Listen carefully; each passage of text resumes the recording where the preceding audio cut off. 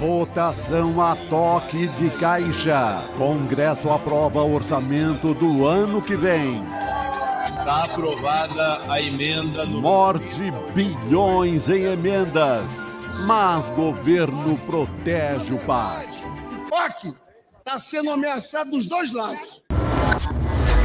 Não vai ter refresco. Réus golpistas do 8 de janeiro vão ficar sem indulto de Natal. Papuda, lhe espera. Boa estadia lá, valeu? A primeira-dama Janja solta o verbo em live com Lula e diz que vai processar o X, o antigo Twitter. Mesmo que processá-los eu vou. E o presidente diz o que pensa sobre os ataques na internet. Eu às vezes fico muito puto da vida. E a quantas anda a polarização política no Brasil? O ICL Notícias, segunda edição, está no ar.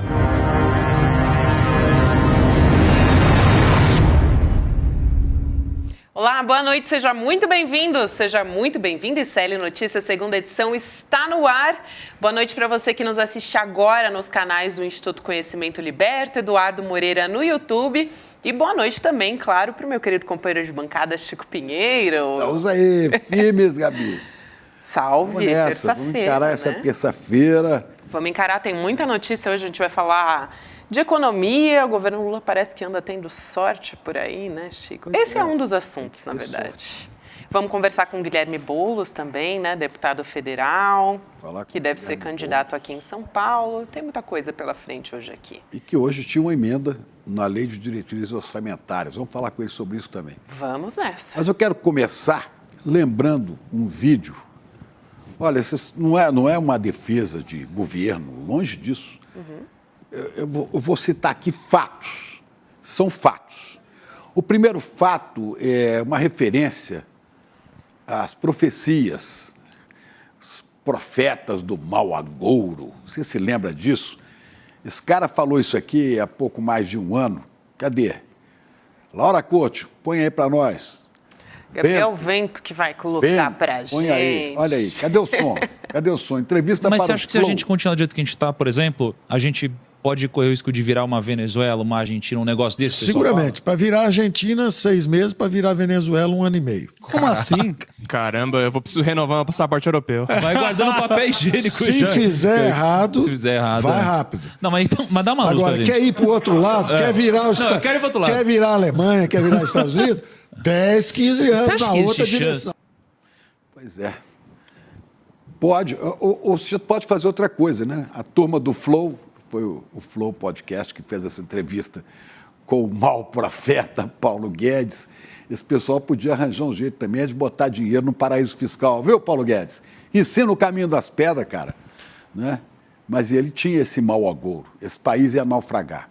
Qual a notícia que a gente recebe hoje? O Brasil, a economia brasileira, passa o México, a Rússia e o Canadá. A gente começou esse ano em 12º lugar entre as maiores economias do mundo. Atrás de México, atrás da Rússia, atrás do Canadá. Estamos em um ano de governo, de novo governo. Né? Não somos pária, estamos em 9º lugar. Está no top 10, né? Está no top 10. E lembrando que já estivemos, no governo Lula passado, estivemos em 7º, à frente de França e de Espanha. E vamos continuar crescendo. O Brasil, portanto, é a 9ª maior economia do mundo, à frente do Canadá, no fim desse 2003. A agência de avaliação de risco, o Standard & Poor's, a gente estava classificado como BB menos, e agora somos BB. E vamos, BB que vai crescer, né? É um bebê que vai crescer. Brasil vira a 9ª maior economia e Lula brinca. Não sabem o trabalho que dá a ter tanta sorte. Depois a gente vai ver o que ele falou disso, né? Produto Interno Bruto, PIB do Brasil, estimado em 2,13 trilhões de dólares, ultrapassando o Canadá. Notícia de hoje, fresquinha para você. Então, já somos bebê de novo, mas já tivemos na classificação dos As. né? Agora era bebê menos e agora é bebê. Agora é bebê. E o Jair Bebê? Jair Bebê não conseguiu nos afundar. Aí, Standard & Poor's eleva a nota de crédito soberano do Brasil para BB após reforma tributária. O país está próximo de obter grau de investimento pela Agência de Classificação de Risco, na matéria da Folha de São Paulo. Mas já andaram falando, a Folha mesmo já andou divulgando muita besteira, a gente vai vendo aqui aos poucos, né? A expectativa de crescimento dessas aves agourentas no começo do ano é que o Brasil, as aves agourentas que frequentam o mercado, né? São aquelas aves de rapina que ficam ali no mercado, né? Esperando o mau cheiro da economia, da miséria, para pescar ali. Essas aves diziam que a expectativa de crescimento do Brasil para esse ano era de 0,5%. O Brasil vai fechando com 3%. O ambiente vai ficar pior. É câmbio acima de 6%, olha, Selic indo para 16%, diz Kanchuk, ex-diretor do Banco Central. Deterioração fiscal levará à necessidade do Banco Central agir em meados do ano que vem, segundo o diretor de macroeconomia da ASA. Isso é uma matéria por Gabriel Roca e Vitor Rezende, de 16 de dezembro do ano passado. Tem 11 meses, fez um ano agora, né? Em um ano, dizia que o câmbio ia ficar acima de 6. O câmbio está em 4,80, 4,90. Né? E a Selic poderia chegar, segundo a Folha, Alves Courtney, outro aí, esse rapaz aqui, né, da Janus Anderson, debandada do estrangeiro pode pressionar a inflação e forçar o BC a elevar mais os juros. Está vendo? 26 de julho do ano passado. Populismo de próximo governo, qualquer que seja ele, leva o dólar a 8 e Selic a 20. Pois é, nada disso aconteceu. A Selic está em queda, o dólar está em queda, a Selic só não cai mais porque Bolsonaro deixou o seguidor dele lá, né? Deixou o presidente do Banco Central, né? Para jogar contra, para remar contra o Brasil, para ficar de acordo com o Paulo Guedes. Mas está aí, né? Descontrole inflacionário. Então, nós já vimos, nós vamos fechando dentro da meta, vamos fechando o ano com 4,5%. Né? Diziam que ia explodir a inflação. Né? O Roberto Campos Neto, que está aí, né? Banco Central, esse jogando contra, esse fala pelo mercado, é outro agourento. O câmbio, já falei dele, porque eu listei aqui algumas coisas. Estou falando de fatos. Fatos. Não estou fazendo propaganda de governo, não. Daqui a pouco a gente mostra alguma propaganda do governo. A Bolsa de Valores. Essa ia despencar. O Brasil quebrado, as empresas quebradas, a Bolsa ia despencar. E a Bolsa bate recorde histórico, nunca chegou a isso. 130 mil pontos. E profetas mais calçados na realidade acham que ela pode chegar em breve a 160 mil pontos, coisa jamais imaginada neste país. A balança comercial também tem recorde histórico. Informações que me foram passadas pelo nosso querido colega André Roncalha. Aí, André, olha aí. Roncalha, balança comercial, recorde histórico, de 90 a 100 bilhões de dólares de superávit comercial. E vai mostrando aí. O desemprego, que chegou a 12% no governo do Jair, né, e terminou o ano a 8%, já está em 7,5%. E nesses 12 meses de governo, de novo governo, 2 milhões de empregos formais com carteira assinada foram criados no Brasil. É bom a gente ressaltar que não são empregos, né, muito bons, não, mas são empregos com carteira assinada. Né? Não é só empreendedorismo de quem anda de bicicleta para entregar comida em casa de rico, não. Não, é assim, 2 milhões de empregos e vai aumentar. Minha Casa Minha Vida foi retomado, programa restaurado, quitando dívidas de alguns que estavam apertados com dívidas, né? Sem falar que tem esse programa do Desenrola que vai limpando nomes de pessoas que deviam pouco, mas que não tinham como pagar. A farmácia popular, esta foi recriada. Né? Preço de remédio, você sabe como é que é, não é fácil. E tem até um vídeo do governo, que esse eu tenho que aplaudir, e é propaganda de governo, mas é real. Olha aí, bota o som. Asma? Dá licença. A senhora tá com a receita? Tô, sim. Então dá pra levar sem pagar. Eu também posso? Eu achei que isso não era pra mim. É pra todo mundo que precisa. Meu filho também usa esse remédio.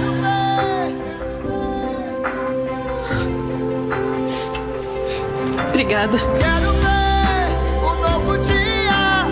Farmácia Popular. Medicamentos gratuitos para quem mais precisa. Brasil, União e Reconstrução. Governo Federal. Nosso colega Chico Sá, acho que foi ele, chamou atenção para um detalhe nesse comercial, nessa propaganda do governo. A camiseta que ela usa, a mãe usa por baixo ali. Né? É a camiseta da seleção, a camiseta que os bolsonaropatas usaram quando quiseram dar o golpe no dia 8 de janeiro.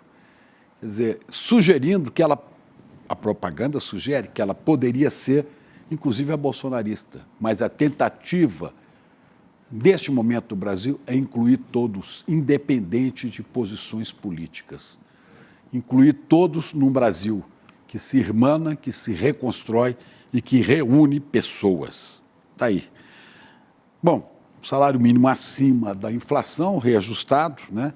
Aumentou a isenção do imposto de renda para quem ganha menos. Né?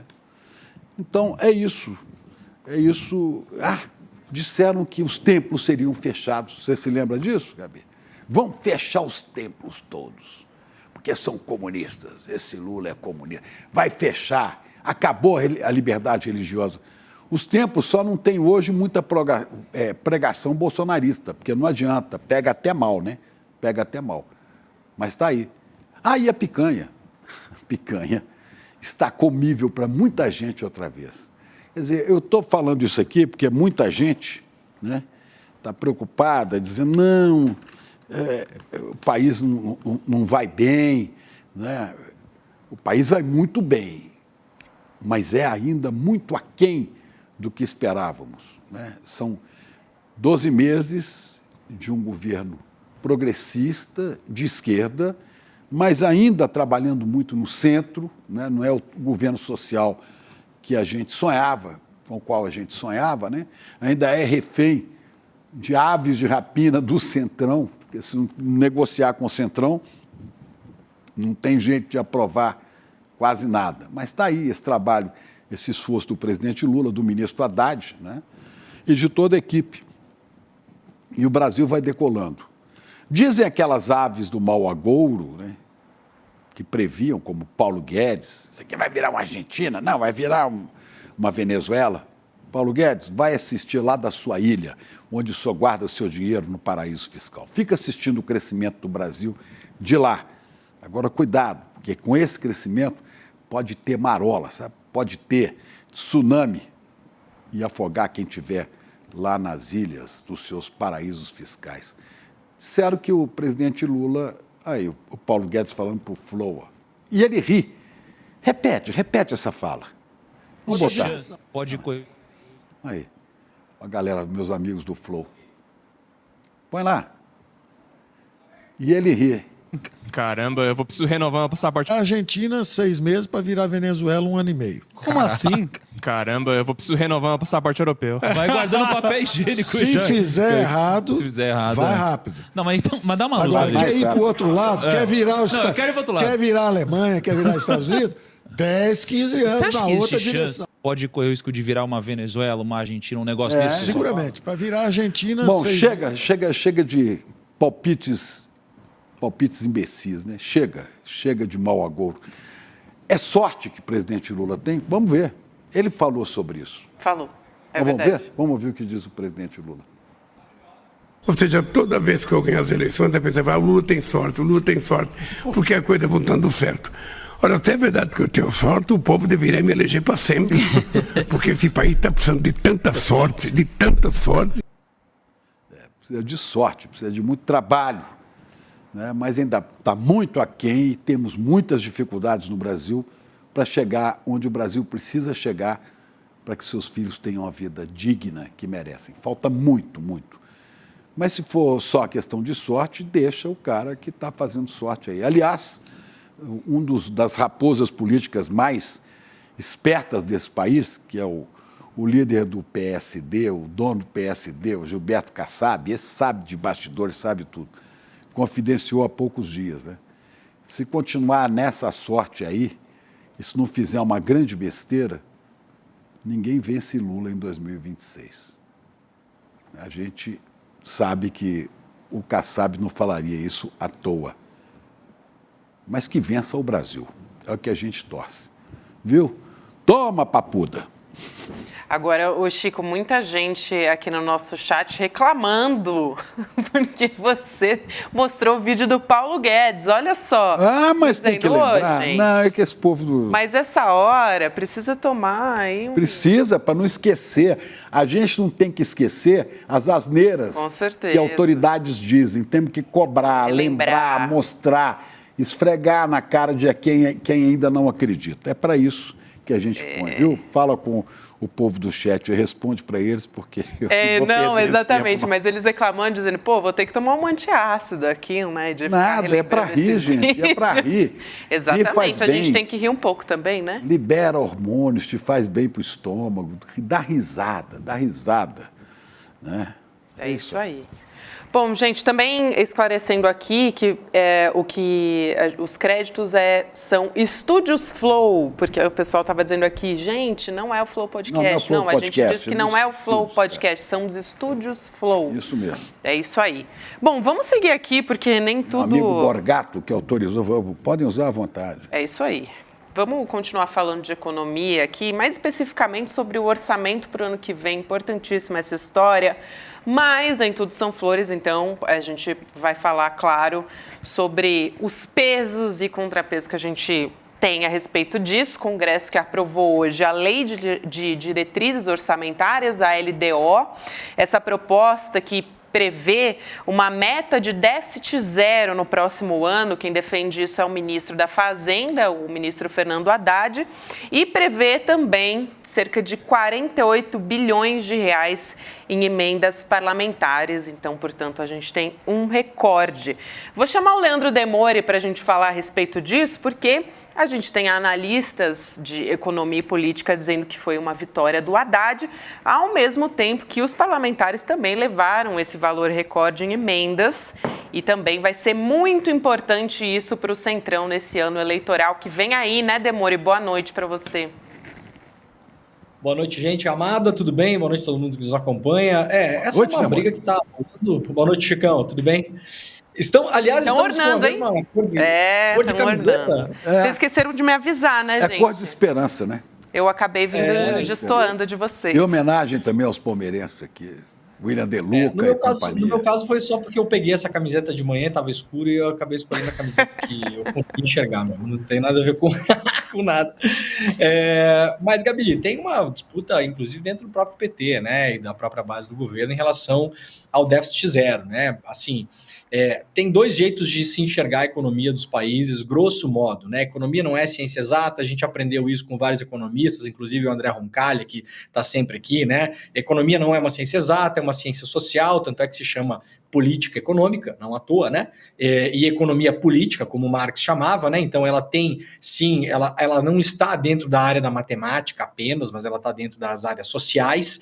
Você nunca sabe qual vai ser o efeito das medidas que você aplica exatamente, né? Pode ter surpresas no meio do caminho. Agora, tem uma ala que defende, e isso não é só no Brasil, em vários lugares do mundo, que o governo deve, sim, em alguma medida, continuar o seu endividamento, claro que não ad infinitum, né?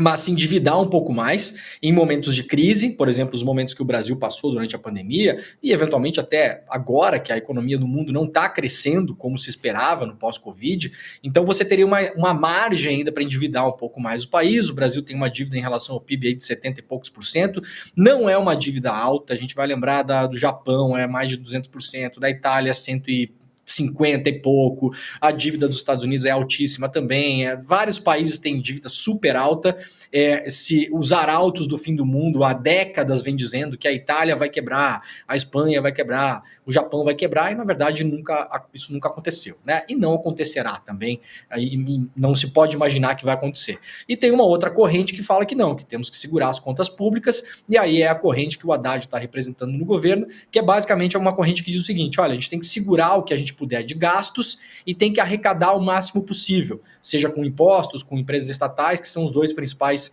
meios de arrecadação do governo, ou também, como fez o governo Bolsonaro, evitando pagar os precatórios, conseguiu lá no STF, né, uma prorrogação dos precatórios, que são as dívidas judiciais que o Estado tem com pessoas e empresas. Quando a gente processa o Estado por algum motivo, a gente vence, eventualmente,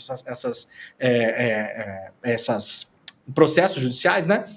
E aí o Estado tem que pagar pra gente, isso vira um precatório, e aí o governo Bolsonaro conseguiu empurrar isso pra frente. Aliás, é uma pequena bomba relógio que vai estourar, principalmente na mão do governo Lula nos próximos anos. Então há essas duas vertentes, mas o importante é o seguinte: o governo encampou a ideia do ministro Haddad, e essa ideia foi colocada na praça. Essa ideia foi muito usada também, Gabi, para convencer o mercado financeiro, a Faria Lima, né, as pessoas que estão sempre de olho nesse tipo de coisa, os neoliberais, que são os que defendem a redução do Estado, pouco gasto pelo Estado. Então, isso serviu para amainar o clima aí, né, para dar uma certa tranquilidade no governo nesse primeiro ano. Agora, para o segundo ano, a gente não vai ter déficit zero esse ano, não vai chegar, né? Para o segundo ano, espera-se continuar esse tipo de política. Eu acredito que vai ter, sim, atritos dentro da própria base do governo, dentro da própria coalizão, porque, como eu falei, tem gente que enxerga a economia de um jeito diferente, acha que o Brasil hoje deveria estar gastando mais dinheiro, fazendo obras públicas para diminuir o desemprego. Né? Já há esses atritos, né? Já há os atritos, exatamente, né, Chico? Porque acredita-se que o Brasil poderia se endividar mais um pouco, né? Se o país se endivida como? O país emite títulos da dívida, as pessoas compram os títulos, o Brasil paga um juro conforme o tempo passa, só que recebe esse dinheiro imediatamente e aí poderia construir estradas, viaduto, ponte, ampliar estatais, enfim, colocar gente para trabalhar na máquina pública. Vamos lembrar que no século XX o grande projeto que foi feito nesse sentido no mundo foi o New Deal, né? Nos Estados Unidos, no pós-guerra, os Estados Unidos entraram com muito dinheiro público tinha até uma expressão que se usava nos Estados Unidos, né? Você contrata um trabalhador para abrir um buraco e contrata o outro para fechar, né? No sentido de que vamos contratar as pessoas para fazer coisas até mesmo inúteis, mesmo que elas sejam inúteis, porque esse dinheiro vai parar na mão do trabalhador e o trabalhador vai comprar lá o feijão, a carne, vai trocar de carro, vai fazer um empréstimo para comprar uma casa e esse dinheiro vai sair da mão do Estado e vai rodar na economia. Essas são as duas visões que nós temos aí. Por enquanto, a visão do Haddad é a visão que está prevalecendo no governo e o Haddad está conseguindo convencer o mercado de que a visão dele está indo para o caminho certo. Agora, Demore, eu conversando hoje com o Roncalha, né, o André Roncalha, a avaliação dele é essa também, que este ano de 2024 será mais difícil. Você saiu de um pântano cercado, né, como eu disse aqui, de aves, de mau agouro, era a tragédia, o Brasil ia acabar, ia virar Argentina e depois Venezuela. Então, essa arrancada inicial ela foi muito grande, é notada, é evidente.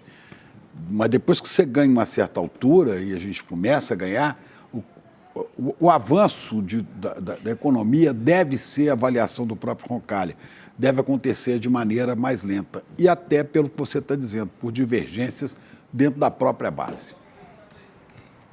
Chico, tem uma questão importante aí que, para a gente lembrar, né, o próprio Fundo Monetário Internacional, uns 2 ou 3 anos atrás, publicou um estudo no site do Fundo Monetário Internacional, até acho que um pouco mais, né, talvez 3 ou 4 anos atrás, que o próprio FMI falou, o neoliberalismo falhou, né, a gente não tem mais nem o apoio das grandes instituições do neoliberalismo que visavam o enxugamento do Estado. A gente está vendo agora, claro, o Brasil não está nem perto de ser uma gestão da economia neoliberal, não é isso. A gente está tendo um laboratório aqui no nosso quintal, que é a Argentina. A Argentina está aplicando o receituário neoliberal. A gente falou, inclusive, sobre isso aqui na semana passada. Aliás, o corte que nós fizemos do programa aqui rodou bastante a internet, né? Lá no nosso Instagram já teve mais de 200 mil views esse corte, porque a gente mostrou, olha, o que está acontecendo na Argentina agora, eles vão aplicar essa receita, e aí eu até lembrei, essa receita foi aplicada na Grécia. 10 anos atrás, né?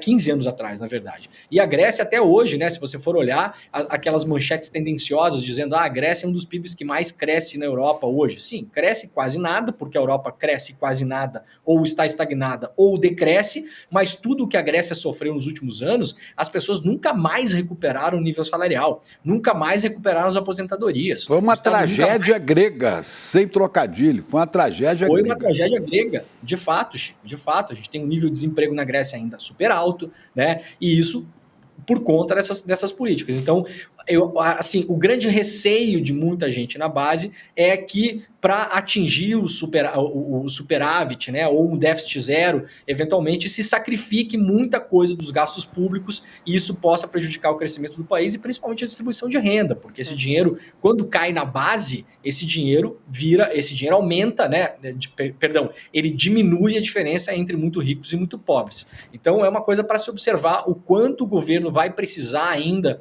tentar buscar esse déficit zero, que é uma coisa almejada pela Faria Lima, por esses economistas e tal, ou o quanto o governo vai poder gastar. Só para encerrar o raciocínio, vamos lembrar que tem o PAC aí na rua, né? O PAC 3, o Programa de Aceleração ao Crescimento. Mas não é nem sombra dos PACs que nós vimos no governo Lula e no governo Dilma. O volume de investimento não é nem próximo disso. De 5 bilhões. Horizonte. É de 5 bilhões para esse ano, né? 2024. 5 bilhões. É pouco, né, Chico? É muito pouco. Muito pouco.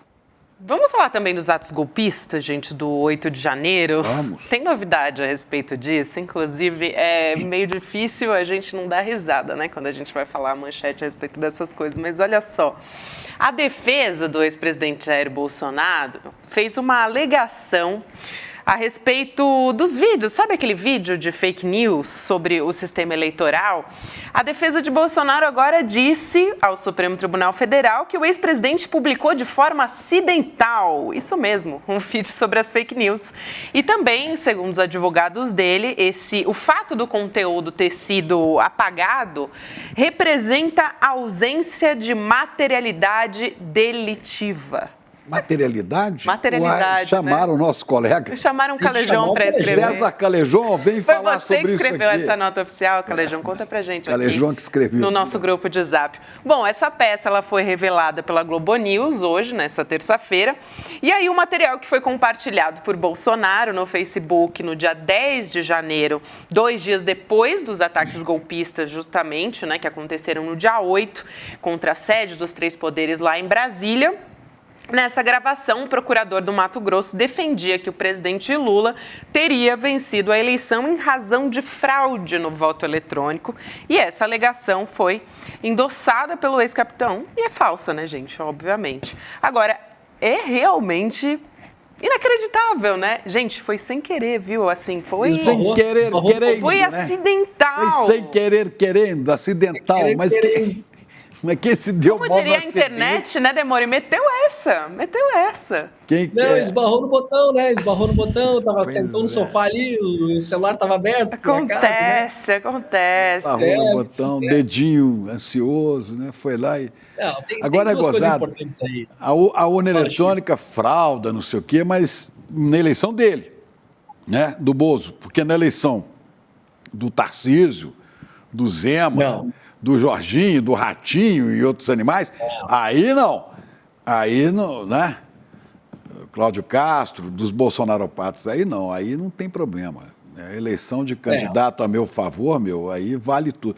Na própria eleição, Bolsonaro já falava isso nas eleições que ele venceu, então assim, não faz o menor sentido, né, essa história. Tem 2 coisas pra gente olhar aí também, né, Gabi, que é o seguinte, a primeira coisa, Bom, você não tem materialidade delitiva, né? Vamos supor o seguinte, você publica um vídeo hoje, tá? Incitando as pessoas a cometer um crime. Não estou falando do caso do Bolsonaro, estou falando de um caso hipotético. Se esse vídeo fica no ar por 10 horas e você apaga depois, ele foi espalhado por 10 horas. Então, já aconteceu, não adianta você apagar. Se ele ficar no ar por 10 minutos, é simplesmente você pedir para a Meta, para o Facebook, por quanto tempo o vídeo ficou no ar, quantas pessoas foram atingidas, quantas pessoas compartilharam, quantas pessoas comentaram, quantas pessoas deram like. Você vai ter ali a dimensão de quantas milhões de pessoas consumiram essa informação até que o Bolsonaro decidisse apagar. O Bolsonaro apagou por medo, porque ele viu ali que alguém deve ter alertado ele e falou, apaga esse negócio, né? Agora, eu não sei por que é que o STF está tão focado nesse vídeo. Esse vídeo virou assim, é como se o Bolsonaro não tivesse feito nada em relação a insuflar as pessoas para dar um golpe de Estado, para além desse vídeo. Vamos lá, gente. O Bolsonaro, ele publicou naquele grupo dos empresários aquela famosa mensagem dizendo que ia haver guerra e sangue caso ele perdesse a eleição. Foi ele que encaminhou a mensagem, isso já está provado. Dentro do grupo de WhatsApp é muito pior do que esse vídeo. Foi o Bolsonaro que fez a reunião com os embaixadores falando que tinha uma prova da Polícia Federal de que o sistema do TSE tinha sido invadido e que, portanto, tinha uma brecha, né, ali que poderia indicar uma fraude nas eleições. O próprio delegado da Polícia Federal responsável pelo inquérito teve que vir a público e falar publicamente que a Polícia Federal não tinha absolutamente concluído nada em relação à fraude eleitoral. O delegado teve que vir desmentir o presidente e várias outras coisas. Teve as reuniões com Anderson Torres, a minuta golpista. Vamos lembrar que no dia, isso é uma coisa que a gente esquece também, né, Chico? No dia em que a Câmara estava votando o voto impresso, o Bolsonaro fez um circo com os tanques de guerra da Marinha Brasileira que foram entregar para ele uma carta, aquele desfile patético daqueles tanques soltando fumaça, todo mundo pegando dengue, tétano, sei lá o que, daqueles tanques horrorosos lá, né? Então, não, mas é verdade, né? A pessoa encosta no tanque do Exército Brasileiro, a pessoa pega dengue automaticamente, né? O negócio tá todo enferrujado. Dengue não, tétano. Tétano, como dizia o meme da Covid, né? O meme da Covid era como é que era?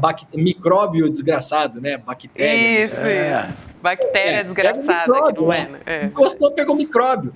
Então, assim, eu não sei porque o STF tá tão focado nesse vídeo, né? Na semana retrasada, o Intercept até deu uma matéria importante, dizendo, o Facebook diz que não tem vídeo, então nós temos, assim, mas não é só o Intercept que tem, gente. Esse vídeo tá na internet, só se você jogar aí, você vai achar esse vídeo republicado em centenas de dezenas de lugares, né? Então, assim, não entendo, parece quase um negócio assim, tipo, pra chegar no... Aí, os tanques, ó, aí, ó, é a fumaça. Epa, Maria Fumaça, dos bons tempos. Isso é dos bons tempos da Maria Fumaça, tanque a vapor. Me baixa a pressão só de ver essa fumaça aí. Olha só, olha isso. Isso aí é no dia, olha aqui. Gente, pra quem não conhece Brasília, isso aqui é o eixo monumental, isso aqui, os tanques estão andando ali pelo eixão, pelo eixo monumental, né? O eixinho, como se chama, né? Um pedaço do eixinho. Aqueles prédios lá ao fundo são os ministérios, aqueles prédios que vocês veem na televisão, para quem não conhece Brasília, que são todos iguais, aqueles lá, ó. Aquilo ali são os ministérios, né? E aqueles prédios onde tem aquelas pessoas chamam de bacias, né? Aquelas duas bacias é a Câmara e o Senado. Esses tanques, eles continuando essa rota que eles estão fazendo, eles passaram por todos os ministérios, eles passaram pela Câmara e pelo Senado, passaram na frente do STF e pararam na frente do Palácio do Planalto para entregar uma carta para o Bolsonaro no mesmo momento em que a Câmara estava reunida para votar o voto impresso.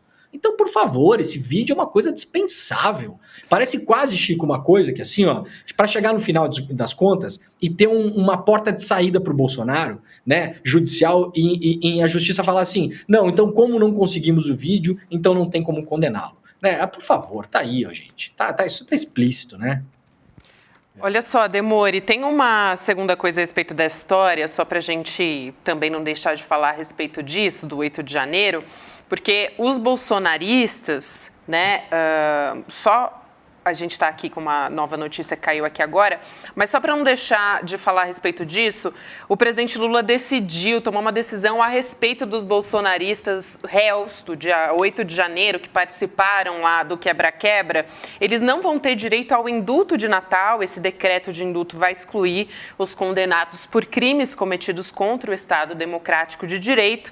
E o STF já condenou 30 executores desses ataques à Praça dos Três Poderes lá em Brasília. e as penas variam de 3 a 17 anos de prisão. Queria trazer essa informação, mas olha só o que acabou de cair de notícia aqui, gente. No portal Metrópolis, o deputado Gilvan da Federal, que é do PL do Espírito Santo, e o senador Hamilton Mourão, do Republicanos, discutiram, gente. Eles foram separados por seguranças no plenário da Câmara dos Deputados, Chico e Demore. Isso aconteceu na tarde de hoje. E sabe qual que foi o motivo da briga, gente? Vocês imaginam? Um suposto abraço entre o Hamilton Mourão e o ministro Flávio Dino, o ministro da Justiça. Todo mundo quer abraçar o Dino, né? O Dino é muito fofinho, isso, né? A briga foi isso. O comunismo dele é contagiante. É demais. Parece que esse abraço, esse contato entre o Hamilton Mourão, né, e o Flávio Dino aconteceu no dia 13 de dezembro, foi durante a sabatina, então, do ministro Flávio Dino na Comissão de Constituição e Justiça lá do Senado, por conta da indicação dele ao STF, foi aprovado, o ministro vai assumir no dia 22 de fevereiro do ano que vem, e aí esse abraço foi criticado num vídeo que foi publicado lá nas redes sociais do deputado Gilvan.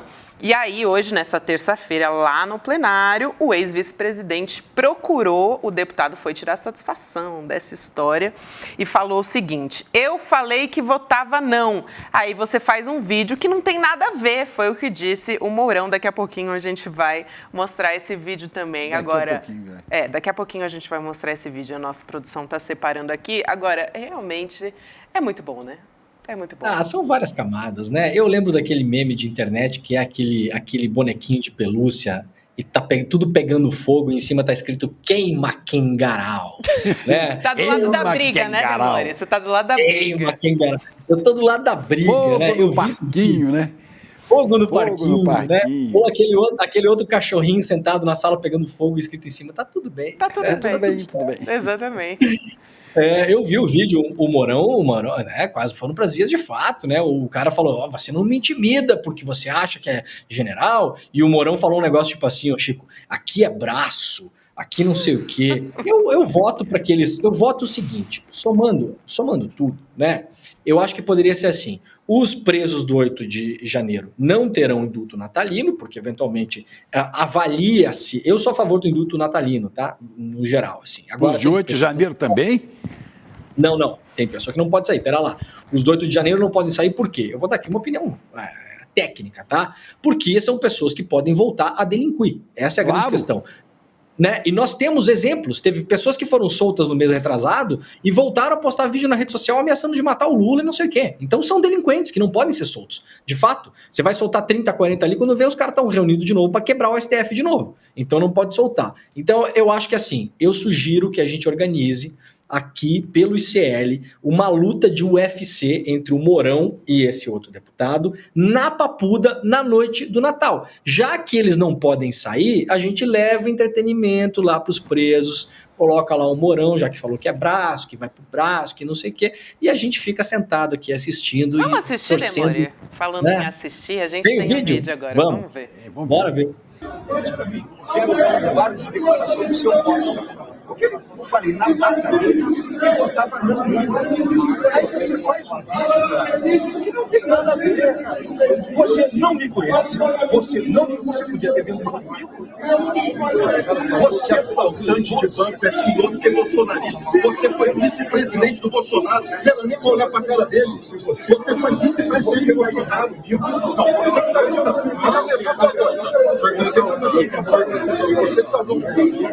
Você foi vice-presidente do Bolsonaro. Você vai fazer o quê?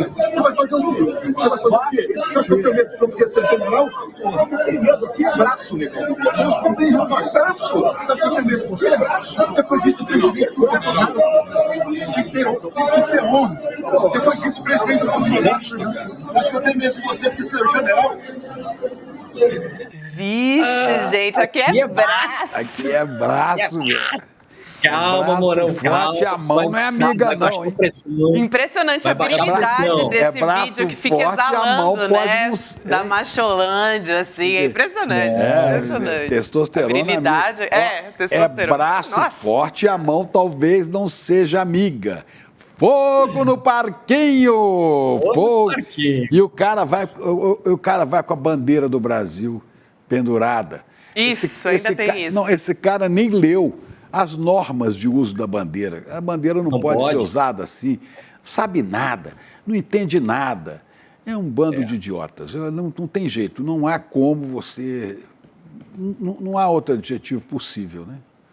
Mas ele falou uma coisa errada ali, Chico. Tem uma fake news nesse vídeo que é importante a gente relatar aqui, porque eu não sei se o Dino falou isso ou não, mas ele falou assim, o Flávio Dino falou que assaltante de banco é pior que bolsonarista. Se o Flávio Dino falou, na verdade é o contrário, falou que bolsonarista é pior que assaltante de banco. Então tem uma coisa errada ali, só pra gente deixar as coisas aqui, né, no lugar certo. E eu me lembro de outro, mas aí da família Bolsonaro, né, o Carluxo, foi o Carluxo ou o Eduardo, que disse que professor pode ser pior do que traficante de droga. Lembra disso? Lembro, claro. Pois é. A gente está vendo que professor de fisiculturismo bolsonarista foi o Eduardo Bolsonaro, né? Professor de fisiculturismo bolsonarista costuma juntar as aulas de fisiculturismo com o tráfico, né? Vamos ver, parece que estava certo. Por enquanto, o rapaz está indiciado. Vamos ver o que vai acontecer. Craquiane. Pois é. Pô, gente, que aí, situação. Deus, pátria e família. Olha, as pessoas... Deixa eu só pedir uma coisa, A Gabi reclamou aqui, que disse que no chat as pessoas... Eu não reclamei de nada. Não, a audiência aí, falou, os telespectadores... Gente, vou ter que tomar um né? antiácido, ficar assistindo Paulo Guedes nessa altura Não, que nós botamos o Paulo Guedes. Aí vão falar que nós botamos o Bolsonaro aí com essas camisas de Deus, pátria. Eu vou falar uma coisa importante, Chico. Eu vou pedir encarecidamente para nossa produção a sequência, assim, é Paulo Guedes, depois o Mourão, depois a família Bolsonaro. Dá para parar de botar gente feia na timeline das pessoas? A gente não aguenta mais. Não dá para botar aí o César Calejon, a Robertinha, é uma pessoa bonita aí. Exatamente, o Demoré, é isso que o nosso chat está reclamando, entendeu? Tô falando, gente, já é fim de ano, a gente fica vendo essas pessoas na nossa tela, né? Por favor. Quem que tá aí? É o Guilherme que tá aí botando esse negócio? Olha isso. É o Gabriel Vento, é tudo culpa do Gabriel Vento. É a ventania aqui. Escolhe os melhores takes, inclusive, né? Que é pra gente, pra derrubar a gente no ar, entendeu? Ele coloca as melhores imagens. Assim eu vou embora. É isso. Eu também acho. Vamos fazer uma campanha aqui pra gente parar de ver essas imagens aqui nesse fim de ano que tá difícil. Bom, vamos seguir em frente também, gente. Olha só, quem falou também, a gente teve a última sessão do Supremo Tribunal Federal desse ano e quem falou foi o ministro Luiz Roberto Barroso. Ele falou a respeito do dia 8 de janeiro, a gente falou agora da decisão do presidente Lula. Teve também a declaração do ministro Barroso no discurso. Ele disse que é o dia da infâmia. Vamos ver aí essa história. Na verdade, o dia da infâmia é a gente, né, que está dizendo, porque, de fato, foi o dia da infâmia. Mas vamos assistir o que ele disse. Esse ano tivemos o 8 de janeiro, o dia da infâmia, na feliz expressão da ministra Rosa Weber. Foi uma das páginas mais tristes da história desse tribunal e talvez da história do Brasil, mas, ao mesmo tempo, demonstrou a grande resiliência das instituições e esse mesmo plenário foi reconstruído em tempo recorde de 3 semanas sob a liderança da ministra Rosa Weber, numa prova de que, às vezes, a depredação física não é capaz de atingir a simbologia das instituições, a sua força e a rejeição que a sociedade brasileira teve àquele episódio, na verdade, contribuíram para o fortalecimento das instituições. Fala forte também do ministro Barroso, né? E não podemos jamais, né? Quanto mais nos últimos tempos, quando o STF, o Supremo Tribunal Federal, vira alvo de senadores da República e também da Câmara, mas principalmente do Senado, bolsonaristas, e, infelizmente, em determinado momento, até o presidente Rodrigo Pacheco. É importante lembrar que a democracia sobreviveu no país muito por força de ministros do Supremo, que não se curvaram, que resistiram.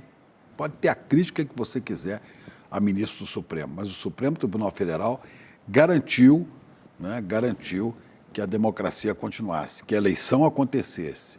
né? Tentaram impedir a própria apuração das eleições, lá, tentaram atrasar a votação, passar do horário. E o ministro Alexandre de Moraes segurou ali, firme, né, na Constituição e falou, nós vamos vencer isso. Né? E a democracia venceu. É isso. Então, eu acho vamos lembrar, importante. Chico, que entre os casos do Bolsonaro que a gente falou antes, né, a questão do vídeo, não tem vídeo, etc. e tal, outra coisa, a gente esquece porque foi muita coisa, né? Teve aquele gesto, as instituições, elas vivem muito da imagem, né, e da tal da liturgia, né? Então, se você vai ter uma conversa com o presidente do Supremo, se o presidente da República, isso vai ser feito através de agenda, vai se tornar público, enfim, tem uma liturgia. Vamos lembrar que o Bolsonaro atravessou a Praça dos Três Poderes a pé com um bando de empresário e político sem avisar o Supremo e foi lá tentar falar com o presidente do Supremo. Lembra disso? Eu lembro. Então, acho que até o velho da van estava no meio. Né? Até o velho da van, exatamente. Vestido de papagaio, foram todos lá. Ó, gente feia de novo aí. Demora, vai ficar difícil assim. Eu vou começar a fazer o programa assim, ó. A gente vai ter que derrubar o Demore, porque não vai dar, gente, não vai dar. Não, eu tô passando mal, tá caindo a minha pressão, olha isso. Coisa feia. Maravilhoso. Isso é para assustar a criança, que não deixa dormir, ó. Se você não dormir, se você não comer, bicho-papão aí vem te pegar por aí. Pelo amor de Deus, cara. A gente não merece, né? Não, a gente não merece. Acho que Brasil não merece. Tortura ao vivo, né? Tortura ao vivo. Gente, vamos trazer uma outra notícia, porque a gente estava falando do STF agora. Tem uma história também, não sei se vocês se lembram, mas do portal Metrópolis, que diz que um homem acusado de agredir a irmã do ministro Zanin foi absolvido na justiça. Vocês lembram dessa história? Segundo ela, ele nem encostou no cachorro. A gente vai rever essa cena para relembrar o que aconteceu. Olha aí, a juíza absolveu... Aí, a gente tem a irmã do ministro Cristiano Zanin e um homem chuta na direção do cachorro dela, né? É uma agressão, de fato. Ela estava provavelmente chegando na casa dela e aí a gente tem essa agressão. Bom, e aí a gente teve essa decisão agora, acabou de sair a respeito disso. E a decisão diz que, de fato, esse homem não encostou nos cachorros da irmã do ministro Zanin. Encostou porque ela tirou o cachorro. Exatamente, também não encostou porque ela puxou, né? Agora, é lógico. É um pouco demais, macho, né, gente? De novo, né? Como hoje tá cheio de macho viril na tela, um negócio impressionante, assim. Esse aí tá de camisa verde, eu não gostei. Não gostei da camisa que ele tá usando, que é parecida com a minha. Né? Você não tem nada a ver com isso. Estava abrindo aqui a notícia para ler mais detalhes. Esse homem absolvido é o Rogério Cardoso Júnior, de 64 anos, que é o acusado do seu Rogério Cardoso. De agredir. Filho do Rogério Cardoso, pai. Olha só. É Júnior. É Júnior. Agora, Gabi, a justiça brasileira, principalmente na primeira instância, está cada vez mais desqualificada, né? E diz que ele agiu para se defender, tá, Demônio? Só para fazer um parênteses aqui nessa história também. Então, eu gostaria de saber se a juíza tivesse sentado num bar de praia e esse cidadão tentasse dar 4 chutes na cara dela e ela se defendesse dos chutes e errasse. Se ela ia achar que tá tudo bem, né? Então, assim, a gente tá liberando, né? Tá liberado, pelo jeito. Pelo visto, tá liberado. É lamentável, né, gente? É realmente lamentável. Acabou de sair essa história, é um homem aposentado, ele disse que era inocente, que tinha sido atacado primeiro, e aí a magistrada deu razão à versão dele, que foi réu nesse caso, e diz que a advogada agiu com negligência e é um caso de absolvição sumária, de acordo com essa juíza, e diz que é possível constatar que o réu estava caminhando normalmente e que foram os 2 cachorros que se aproximaram do réu sem qualquer contenção por parte da vítima. Cachorros fera, perigosíssimos. Olha só o cachorro. Olha, eu vou te contar, parecem tigres, né? Lobo, sei lá, né? Coiotes, coiotes. Malditos coiotes, olha. Como diz a internet, grave o que esses cachorros são fizeram. Pitbulls famintos, Rottweilers. Gravíssimo. Agora... Oh, meu Deus. Poxa, demorei, aí não dá, né, gente? Esse print vai ficar... Bom, já virou figurinha do WhatsApp, com certeza, né? Já virou nossa figurinha do WhatsApp aqui. Vai virar meme. Aqui acontece tudo ao vivo e Demore já virou figurinha, porque aqui a nossa produção não perdoa. Então é isso, né, querido? A minha mãe sempre fala, Gabi, pensa antes de fazer as coisas, meu filho. Aí, ó. Fez ao vivo? Agora aguenta as consequências. Vai virar figurinha do WhatsApp. Porque aqui a nossa... Pelo menos nessa imagem, tem uma pessoa bonita que sou eu. Que o outro cidadão aí não dá. E modesta também. Querido, Vamos obrigada. chamar outra pessoa bonita aí. Vamos. Beijo, vamos. boa Agora noite, pessoa bonita. Mas vem outra pessoa bonita Tem outra aí. pessoa bonita por Beijo, aí. meus amores. Beijo, Demora. Até mais. Não vou nem falar até semana que vem, né? Porque semana que vem aí vai mudar o esquema todo. Vai ficar todo mundo meio à distância. Eu vou estar até fora. Mas tem gente bonita para entrar aí. Cadê? Tá chegando. É ele que tá chegando? É o nosso Sabiazinho? Boa noite, Chico Sá, que também veio de verde. Eu não fui avisada, a gente não recebi. Manda um bububu aí, vai. Não recebi a mensagem. Só tem galã aqui, rapaz. Só tem galã nesse CL. Aqui é o seguinte, homens vestem verde. E meninas vestem preto, é isso? Meninos vestem preto. É uma adaptação da maga patológica. Boa noite, Gabi. Boa noite, Chico. Boa noite, comunidade CL. Boa noite, meu querido. Chico Sá, que vem com notícias sobre a live do presidente Lula. Ele fez a live semanal ao lado da primeira-dama, a Janja, hoje. A Janja criticou, sabe quem? Aquele mega bilionário, dono do X, o ex-Twitter, inclusive ex-Twitter mesmo, né? Que é o ex-Twitter, Elon Musk. Eu chamo de Twitter. Também pode ser. E eu gosto mais dessa versão. Isso aconteceu, essa crítica da Janja, você deve se lembrar, porque ela teve a conta invadida na semana passada e aconteceu uma demora para que a plataforma tomasse uma medida a respeito disso. A Janja disse que a plataforma lucrou com a situação dela e que ela vai processar a gigante da Big Tech. Vamos ver o que ela disse. O que aconteceu semana passada, eu já estou, como eu disse, né, na nota que eu fiz, né, é ruim, mas a gente se acostuma a receber ódio pelas redes. As mulheres se acostumam a receber... Ainda mais as mulheres, né? Ainda mais as mulheres, a receber ódio pelas redes. Mas o que aconteceu semana passada foi muito mais invasivo, foi...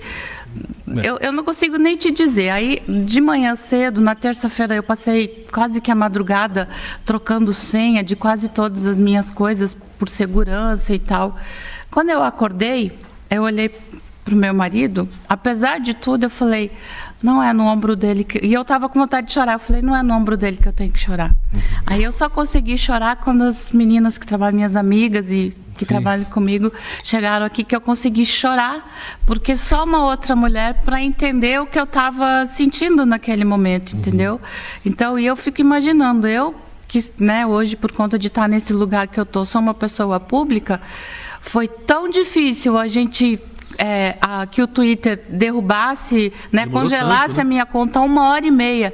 E eu falo, por 1h30, o seu Elon Musk ficou muito mais milionário, né, com aquele ataque. É essa que é a questão. Sim. A gente ganham precisa, dinheiro com essa agressividade, com esse ódio, né? Não só a regularização das redes, mas a gente precisa discutir a monetização dessas redes sociais. Eu não sei nem aonde processá-los. Se eu processo no Brasil, se eu processo nos Estados Unidos, porque processá-los eu vou. Sim.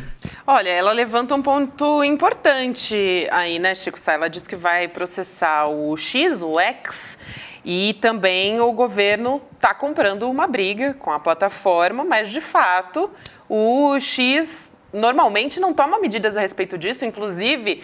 ela está falando aí que demorou 1 hora, porque a conta dela ficou ali, teve que ser paralisada e tudo mais, mas a maioria das pessoas que tem a conta roubada, hackeada, não acontece nada, inclusive, né? A gente está falando da primeira-dama, mas no caso de uma pessoa comum, fica vendo navios mesmo.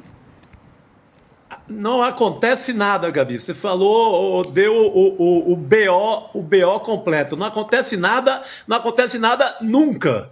Então, nem sequer aquele mecanismo lá de bloquear, tudo isso não vale nada. O cara quer monetizar, ganhar dinheiro, não pode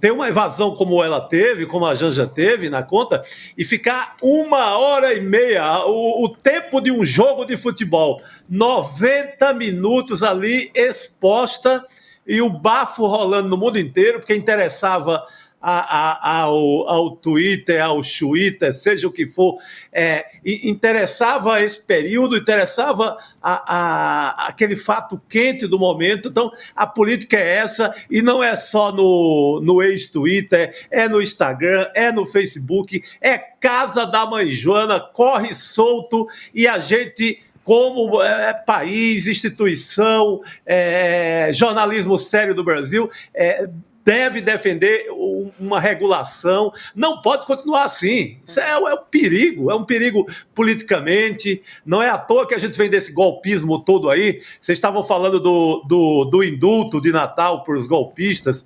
Não deve ter mesmo, porque é tudo gente dessa natureza aí. É gente desse naipe que invade conta, planta fake news até na casa da mãe, e esse é o expediente deles, com toda a conivência do senhor Elon Musk e do Twitter, sei lá que diabo Twitter. Fico até com raiva desse sujeito ao comentar esse tipo de coisa. Não tem regulamento e pelo visto, vai demorar a ter, viu, Gabi? Por isso que tem que ser ação neles, ação na justiça. Seja aqui no Brasil, seja nos Estados Unidos, tem que botar para quebrar nesse sentido. Recorrer à justiça.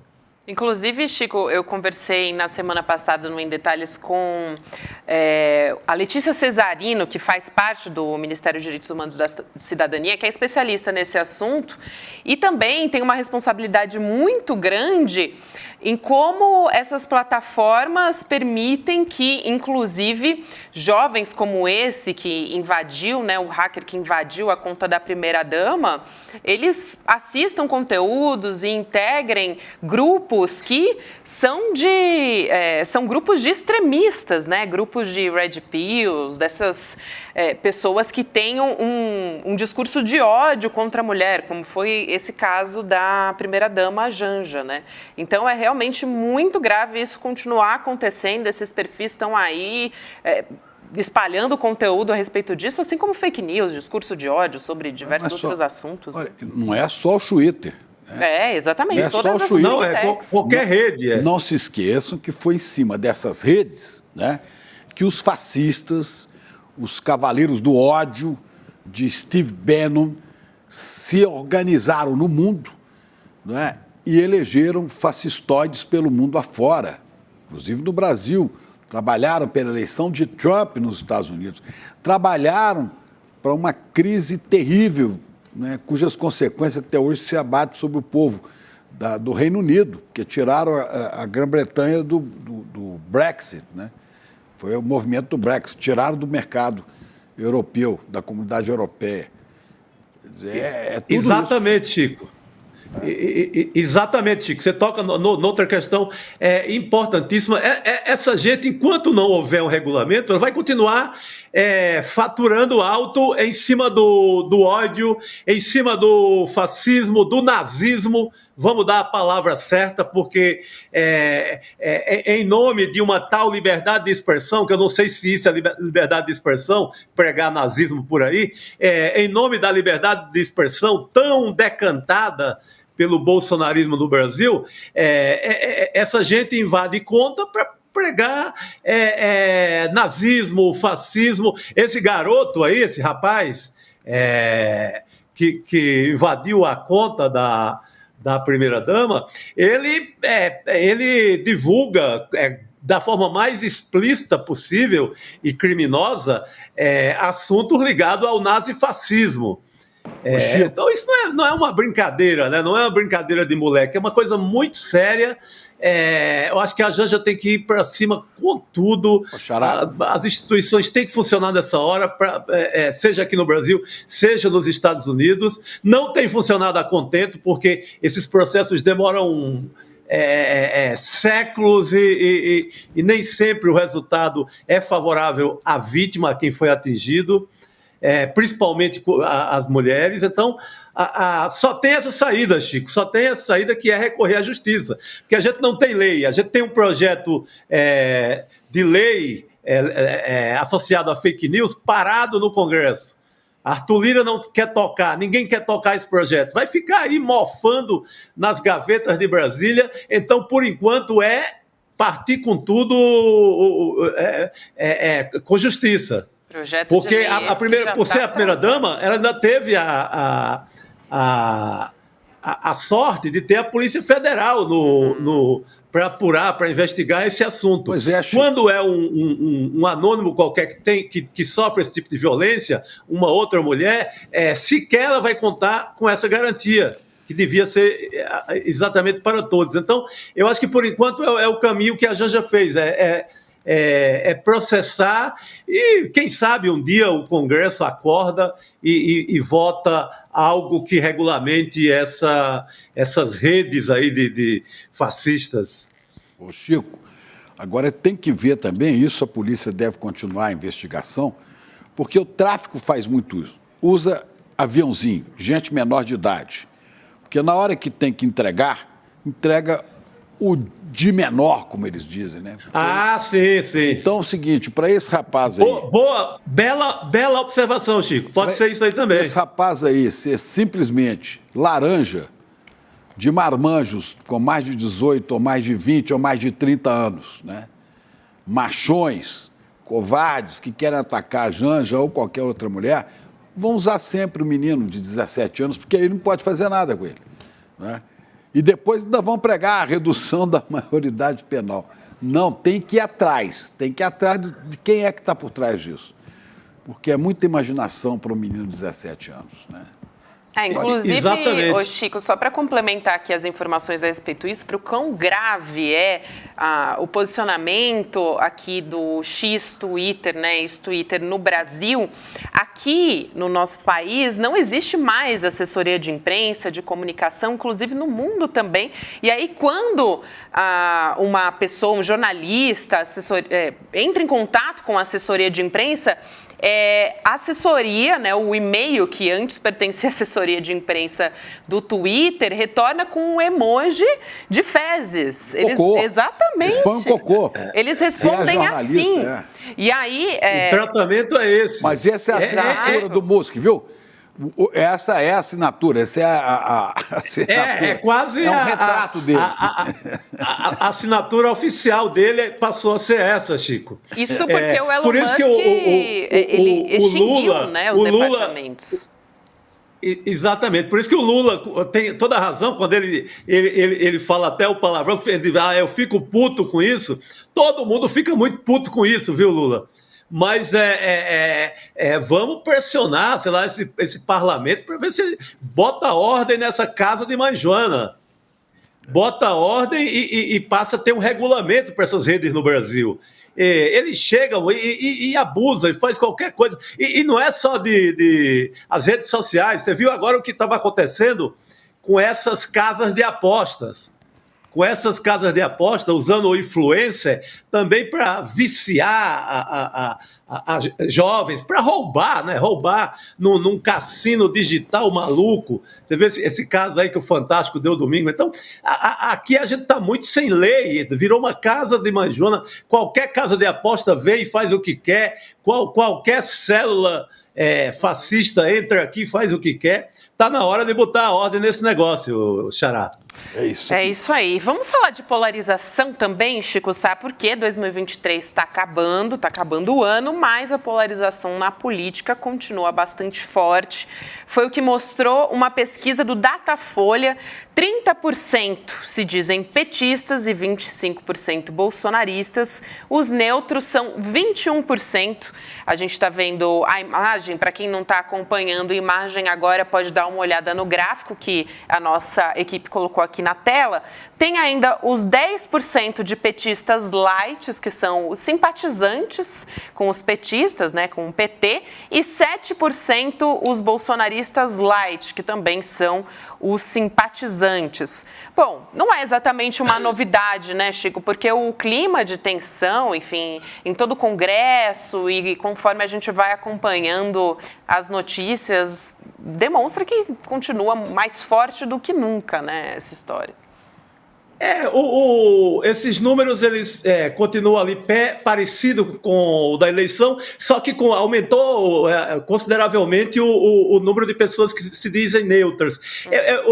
Eu acho que quando uma pessoa... Imagina, você está lá na Paulista, alguém pergunta, passa com uma pranchetinha do Datafolha, você votou em quem? Lula, você continuaria votando? Eu acho que não ia ter mudança, a economia vai bem e tal. Você votou em Bolsonaro, continuaria votando? Eu acho também ainda está ali meio armado, vai manter o voto. Mas eu vejo, por exemplo, que teremos um Natal muito melhor do que o ano passado, muito melhor do que 2021, 2020, melhor do que 2019, melhor do que 2018, que foi na eleição do Bolsonaro.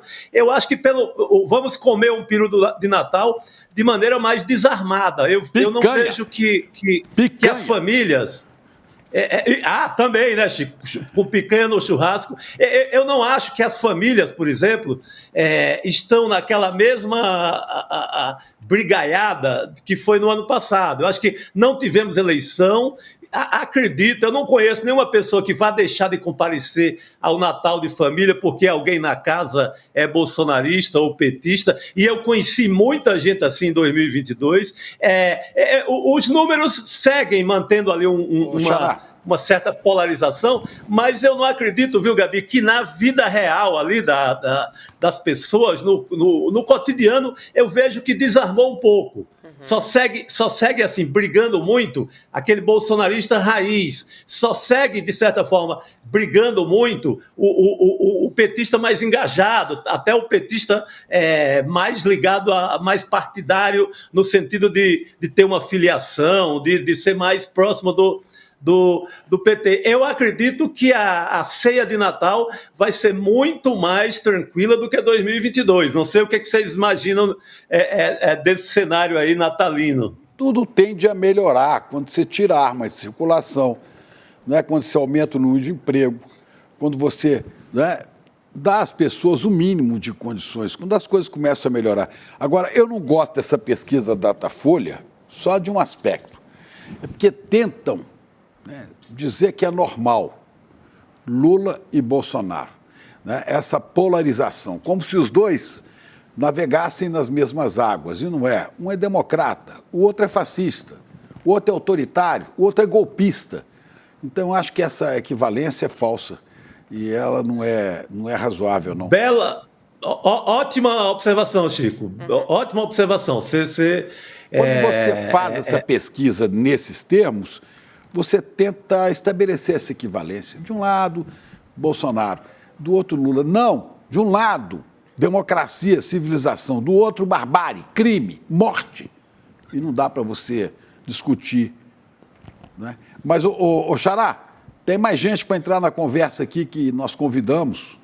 Fica aí para você entrar também. Vamos perguntar sobre essa falsa polarização para ele. O deputado Guilherme Boulos.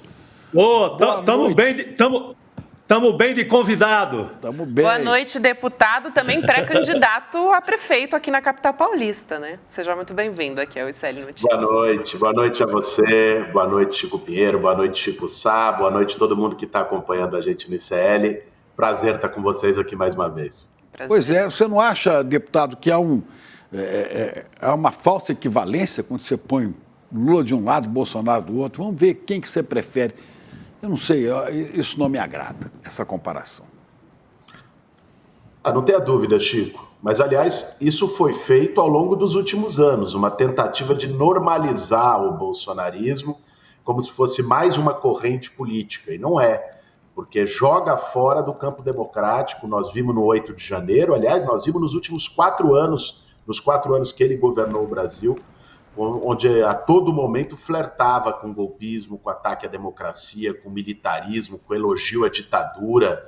Então, é uma falsa polarização, né? Ou seja, não há dois polos equivalentes. De um lado, há um polo autoritário que defende tortura, que desqualifica e descredibiliza os instrumentos de participação democrática, como o próprio processo eleitoral. Do outro lado, há o campo democrático. E neste campo democrático, a maior liderança política que o país produziu foi o presidente Lula. Então, é importante que a gente, toda vez que se falar em polarização no Brasil, a gente rejeite, como você bem fez agora há pouco, essa falsa equivalência, porque não tem o menor cabimento, né, colocar como duas faces da mesma moeda Lula e Bolsonaro. Né? Lula é uma liderança que emergiu dos movimentos sociais, que ajudou na redemocratização do país, foi presidente eleito 3 vezes, que elegeu sucessora, e Bolsonaro, além de ser o pior presidente que nós já tivemos, é alguém que nunca, é importante dizer, desde o tempo em que era soldado no exército, lá em Agulhas Negras, nunca trabalhou num campo democrático. Delinquente, cometeu crimes. Há vários juristas que apontam crimes em sequência durante o exercício do seu desgoverno na presidência da República. E o que a sociedade pergunta, deputado, é o seguinte: por que nem indiciado foi até agora esse cidadão? Chico, a gente sabe que houve todo um processo de blindagem em relação ao Bolsonaro desde o período que ele estava no governo. Vamos nos lembrar que a CPI da pandemia no Senado Federal responsabilizou o Bolsonaro. Só que o então Procurador-Geral da República deixou isso engavetado, saiu do cargo recentemente e isso permaneceu engavetado. Vamos lembrar que agora, nesse ano, né, depois da tentativa de golpe de 8 de janeiro, a CPMI do golpe também responsabilizou o Bolsonaro por autoria intelectual, para dizer o mínimo, dos episódios de 8 de janeiro. Agora, nós não podemos cair num engodo de anistia. Né? Essa ideia de que, olha, se mexer muito nisso, você vai conflagrar o país. Não é dessa forma, porque isso, inclusive, tem um efeito antipedagógico para a história do Brasil. Acho que nós temos um problema, Chico, nas transições nacionais. Boa parte das transições no nosso país foram feitas por cima. Foram transições que elas não lidaram com os traumas e não elaboraram os traumas. Desde a escravização, quando em 1888 se promulga a Lei Áurea, isso não veio junto com a inclusão do povo negro na economia, na sociedade, ou seja, se manteve um racismo estrutural. Quando na transição democrática dos anos 80 se acaba a ditadura, isso não veio junto com punição aos torturadores, né, com mexer nisso. E esses traumas que vão ficando pelo caminho, eles vão marcando a nossa cultura. Se o que o Bolsonaro fez, o que ele fez na pandemia, o que ele fez com a democracia brasileira, né, o que ele fez com a sociedade no nosso país, se isso for normalizado, e quando fica impune é normalizado, é aceito pela sociedade, a gente abre porta para que outros, igual ou piores que ele, apareçam na cena política brasileira. Então, não é uma questão de vingança. A justiça, nesse caso, que o Bolsonaro responda pelos crimes que cometeu, é uma questão de reparação e, ao mesmo tempo, é um ato pedagógico para que o Brasil não tolere retrocessos como nós vivemos de 2019 até o ano passado. Deputado, eu queria perguntar para o senhor a respeito da campanha aqui para a Prefeitura de São Paulo. Exatamente. O prefeito Ricardo Nunes, digamos assim, que seria o principal rival do senhor nessa disputa aqui política para a Prefeitura, e ele tem interesse na Marta Suplicy para fazer composição com a chapa dele, a Marta, que hoje, lembrando, é secretária de Relações Internacionais de São Paulo. E aí o prefeito Ricardo Nunes, ele deu uma entrevista para o portal Metrópolis, dizendo que não acredita que a secretária dele, que é a Marta, vá romper com ele para apoiar o senhor. E ele disse o seguinte, eu queria abrir aspas aqui: a Marta sempre me falou muito mal do Boulos. Eu queria ouvir o senhor a respeito disso, porque o presidente Lula quer que a Marta esteja na composição da sua chapa. O senhor quer também que ela esteja?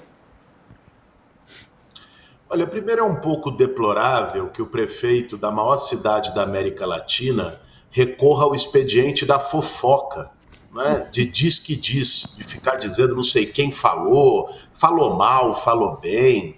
É muito pequeno isso, é muito tacanho.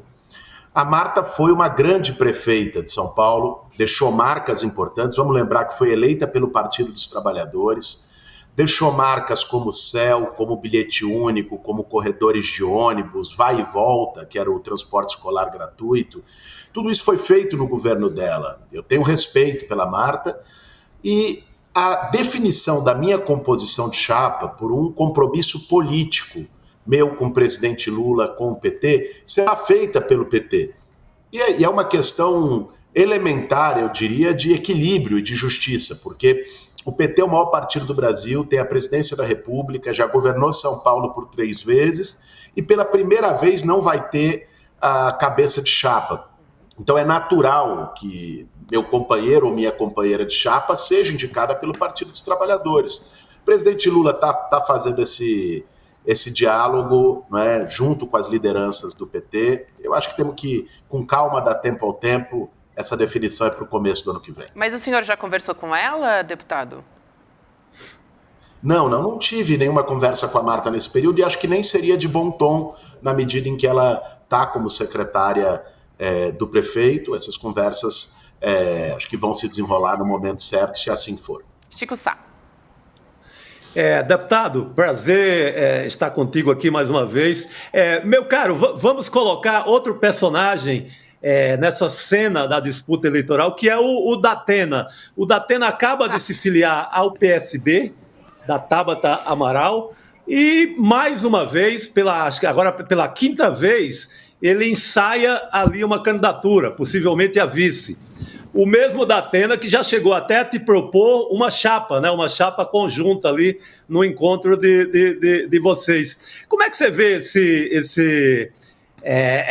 esse Datenão aí na parada mais uma vez? É para valer agora? Como é que você avalia, Boulos? Chico, você sabe que eu construí uma relação de respeito pelo Datena, porque ele foi muito correto comigo na eleição de 2020. Sim. Quando eu fui candidato a prefeito, a eleição passada, o Datena me deu espaço, né, o mesmo que deu para os outros candidatos, o que não aconteceu com vários outros jornalistas em várias outras emissoras. Foi correto, combateu estigmatização que estava sendo feita a meu respeito, e passando a eleição eu liguei para ele, agradecendo pela postura que ele teve, e a partir disso a gente se encontrou, jantou junto mais de uma vez, conversou, e construímos uma relação de respeito. Eu acho que ele decidiu seguir um caminho de se filiar ao PSB. Acho que aí vamos ver se ele vai consumar isso com a composição de uma chapa com a Tabata Amaral. É cedo para dizer. Essas definições, Chico, de fechar chapa, fechar os partidos, as coligações, vão acontecer entre março e abril. Pega o próprio Ricardo Nunes, que é o prefeito de São Paulo, que está com a máquina na mão, né, à torta e à direita, usando a máquina para finalidade eleitoral, está ameaçado de ter um candidato bolsonarista, o Ricardo Salles ou um outro, está ameaçado de dividir a base dele no meio. Então, o cenário xadrez das eleições de São Paulo ainda está cheio de indefinições, né? O que eu acho que está bastante definido é que nós conseguimos construir uma unidade do campo da esquerda, bem relevante, com apoio do presidente Lula. Juntamos aí já 5 partidos das 2 federações, do PT, PCdoB e PV, e do PSOL com a rede, né? E esse campo está rodando a cidade de São Paulo. Nós criamos o movimento Salve São Paulo, já fui para 21 das 32 subprefeituras fazer evento, escutar as pessoas, conversar com todos os setores. Vamos terminar esse giro nas 32 subs até o fim de fevereiro. Estamos construindo o programa de governo, fizemos um evento semana passada com mais de 30 ex-secretários e secretárias municipais de São Paulo que vão nos ajudar na construção de um programa de governo. Fizemos um grande evento com o presidente Lula no sábado passado, do Minha Casa Minha Vida em São Paulo. Então, o caminho está indo bem. Eu estou interrompendo, porque eu queria. Nosso tempo não é tão elástico e a gente quer falar de outras coisas também. São Paulo vive uma crise social profunda. Nós temos, segundo estudos da Universidade Federal de Minas Gerais, cerca de 60 mil pessoas vivendo nas ruas. E muita gente, quando olha a sua possível candidatura, o senhor é pré-candidato, fala, ele é comunista, ele vai tomar as casas da gente, ele vai botar esse povo imundo da rua todo. Não, desculpa, Chico, eu estava rindo aqui antes, mas você falou no Datena, eu caí na risada, porque Datena é candidato, para mim é muito engraçado. Bom, então fala, ele vai invadir as casas, vai levar esse povo lá para dentro de casa, mas eu tive uma grata surpresa de, na semana passada, me encontrar aqui com uma visita que o senhor recebeu, que é o ex-prefeito de Nova York, eleito e reeleito, 8 anos prefeito, Bill de Blasio, né, que de comunista não tem absolutamente nada, né? Ele é prefeito da maior cidade capitalista do planeta e foi reeleito e trabalhou com sem-teto e soube trabalhar de uma maneira extraordinária em Nova York, né? O que ele aporta à sua possível candidatura com essa visita? Chico, eu fui para Nova York quando teve a Assembleia Geral da ONU, fui a convite do presidente Lula e aproveitei para procurar o Bill de Blasio. Tivemos um excelente papo lá em Nova York. Faz parte, inclusive, de um conjunto de agendas que nós estamos fazendo em várias cidades globais para ver experiências que estão acontecendo ao redor do mundo. Então, em Nova York, o Bill de Blasio falou das experiências de moradia, de educação infantil, de geração de oportunidades para jovens da periferia da cidade, que ele reutilizou galpões abandonados e reformou para fazer cidade startup, para fazer centros de formação e qualificação profissional. Tive em Harvard, tive com a prefeita de Santiago, no Chile, para conhecer a eletrificação da frota de ônibus. Vou estar agora em janeiro a convite do embaixador da China em cidades chinesas, conhecendo o modelo de transição energética de cidades inteligentes, e com a prefeita de Paris, a Anne Hidalgo, que está fazendo um projeto incrível lá, que é o Paris 15 Minutos, que está discutindo redução de distâncias. São Paulo, Chico, é uma cidade cosmopolita. São Paulo é uma cidade que, aqui no Brasil, sempre teve uma ligação muito forte com o mundo, com colônias de imigrantes, com migrantes que vieram de outras partes do país. Deputado, mas as pessoas, eu vou interromper, porque as pessoas têm um certo receio, né, de alguém, e isso que eu perguntei do Bill de Blasio, do ex-prefeito de Nova York, exatamente, olha ele aí, exatamente por isso, as pessoas acham que quem cuida do social, quem se preocupa, estabelece isso, é comunista, vai tomar os bens dos outros e tal. O que o senhor viu Bill de Blasio fazer para cuidar, né, das dificuldades? Nova York tinha um número enorme, tem um número muito grande de homeless, de sem casa, sem teto. Como é que o senhor acha que é possível dialogar com esse povo que nada tem e com aqueles que têm demais e que até sobra? Chico, então, eu estava lhe dizendo justamente que é nesse conjunto de visitas que nós temos colhido várias experiências internacionais, entre elas as do Bill de Blasio. Agora, no tema da população em situação de rua, as soluções estão na nossa mão, Chico.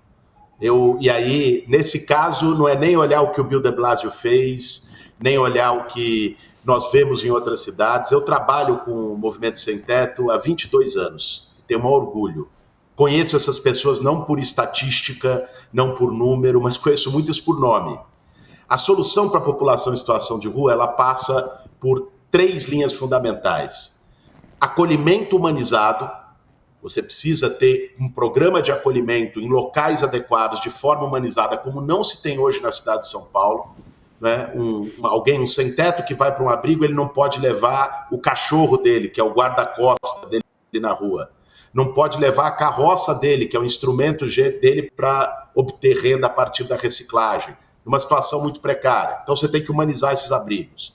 Segundo, construção de moradia popular no médio prazo para poder combater esse déficit habitacional e acolher a pessoa. E terceiro lugar, isso já deu certo em várias partes do mundo, é geração de renda, seja por frente de trabalho. Você pega a cidade de São Paulo hoje, está largada, abandonada, suja, então precisa de mais gente na zeladoria. A prefeitura pode contratar essas pessoas que hoje estão na rua para trabalhar na zeladoria, para fazer a capinagem na praça, resolver o buraco da calçada, seja numa parceria.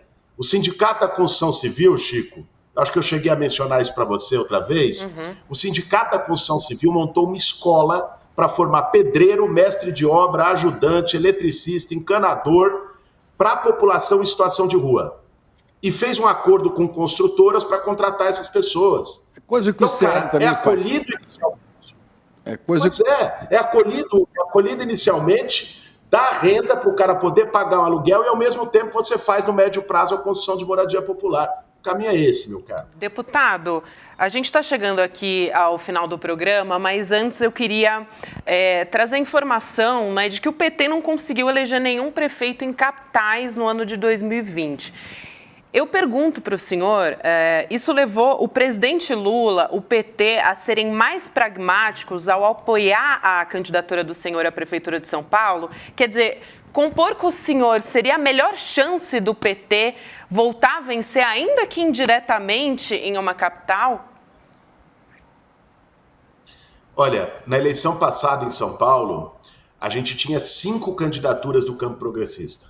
Eu era uma delas. Nós fomos ao segundo turno, tivemos uma votação boa e avançamos na cidade. Eu acho que isso, o presidente Lula percebeu isso, o PT percebeu isso, e além do acordo político que nós fizemos no ano passado, que firmou essa parceria, eu acho que isso mostrou a viabilidade da gente ter vitória no ano que vem em São Paulo. E ganhar o ano que vem em São Paulo não é um detalhe. Lógico que tem a ver muito com a cidade, fazer de São Paulo uma cidade mais humana, inovadora, segura, mas também tem a ver com o Brasil. Ganhar em São Paulo ano que vem é ajudar a derrotar o bolsonarismo no país. As eleições do ano que vem vão ser utilizadas pelo bolsonarismo como uma prévia para 2026. O Lula sabe disso e por isso também vai estar tão envolvido nessa eleição em São Paulo. É isso. Só uma questãozinha. O senhor falou de Brasil. O ano que vem é eleição municipal no Brasil, e peço que responda rapidinho. Hoje até teve participação sua na LDO, né, Lei de Diretrizes Orçamentárias, que foi votada hoje. Né? É muita grana que vai rolar em mão de deputado, senador, para fazer campanha para os seus candidatos a prefeito pelo Brasil afora. O Brasil tem mais de 5.500 municípios, né?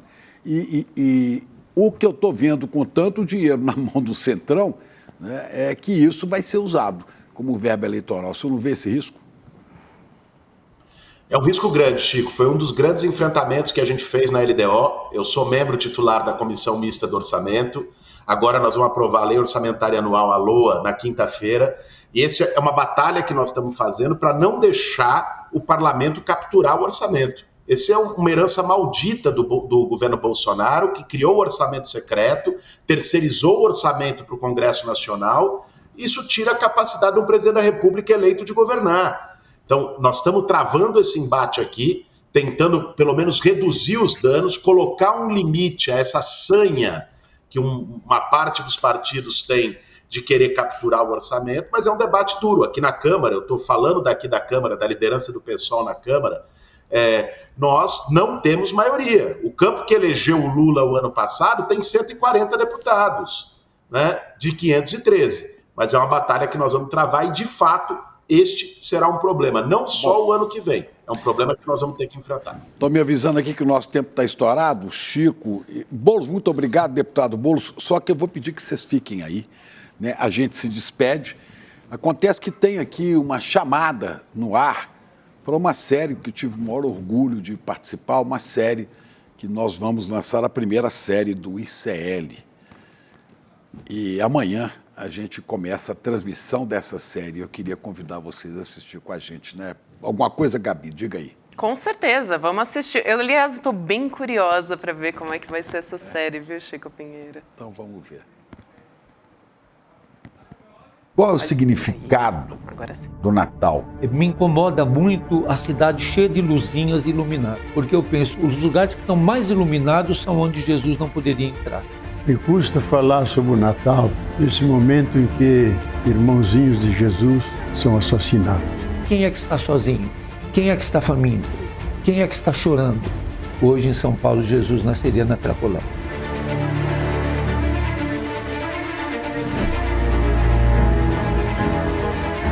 Vamos dialogar com o povo que tem preconceito. Isso é um aparelho de comunicação ou de separação? Como é que vai o Brasil? Criar as condições para que a esperança se realize de verdade. E não só cruzar os braços e dizer, bom, vamos ver o que vai acontecer. Não pode. Não fomos nós que colocamos o pobre no lugar do Cristo. quem se colocou no lugar do pobre foi o Cristo. Aquilo que conta na vida, que é o amor, a amizade, que é a relação fraterna com as pessoas, não entra no PIB. Eu disse uma coisa que eu repito: a morte vai me encontrar lutando.